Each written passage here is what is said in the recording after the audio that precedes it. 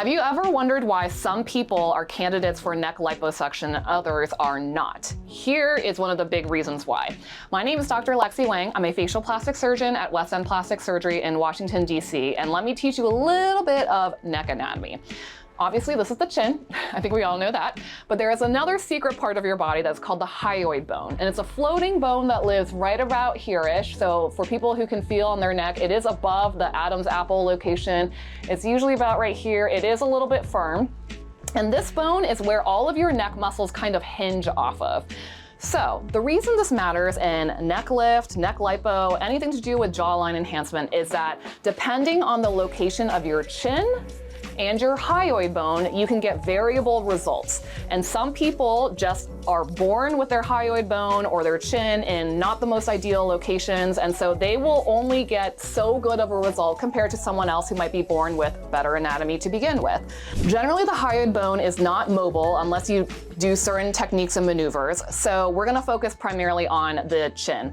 If you wanna modify your chin and hyoid distance or chin and hyoid angle, the easiest way is to build up the chin. And that's why you will see that some people get their jawline enhanced by building up this jawbone either with filler, implant, fat, whatever you want to do.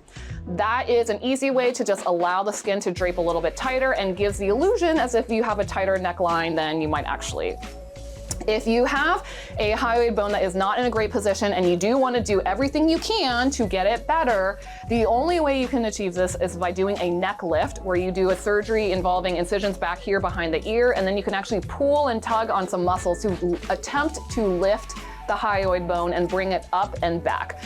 The best jawline is going to exist in someone who has a larger chin that is in front of and below the hyoid bone. So you want the hyoid bone to be high and back.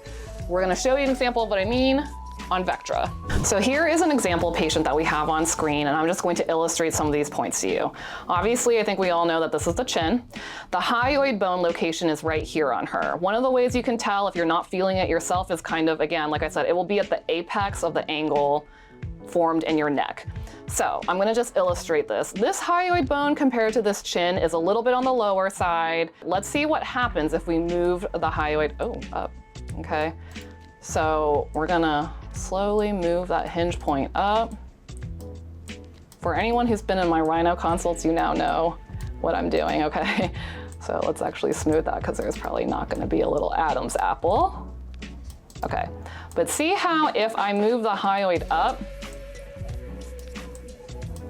now the jawline is even better because now the hyoid bone is actually higher than where the chin is. We can exaggerate that even further if we did something like this.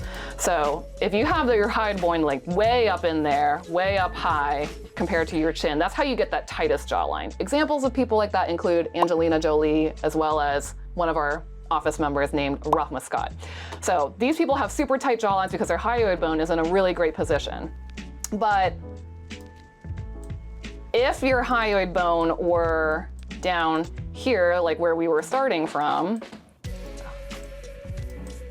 something like this, even with, and just excuse the fuzzy edges, even with neck lipo, this is probably the best you're gonna get because your hyoid bone is going to be the hinge point where everything else comes off of. You can try to exaggerate it by bringing the chin forward. I'm gonna try to fix that again. And that might help this appearance of the angle, but at the end of the day, the hyoid bone becomes your ultimate limitation. So what I was talking about when I said sometimes you can do some maneuvers to get the hyoid bone up, what I'm talking about is doing a little neck lift procedure where you'll have incisions back here in your ear and behind your ear area. Now we can take a neck muscle that runs right here and we can cheat and lift the hyoid bone up some to get that again. So hopefully that helped illustrate why the hyoid bone position matters, especially in relationship to the chin. And this is by far and away one of the most important things that your surgeon should be assessing for when they're determining what kind of outcome you might get from your neck surgery.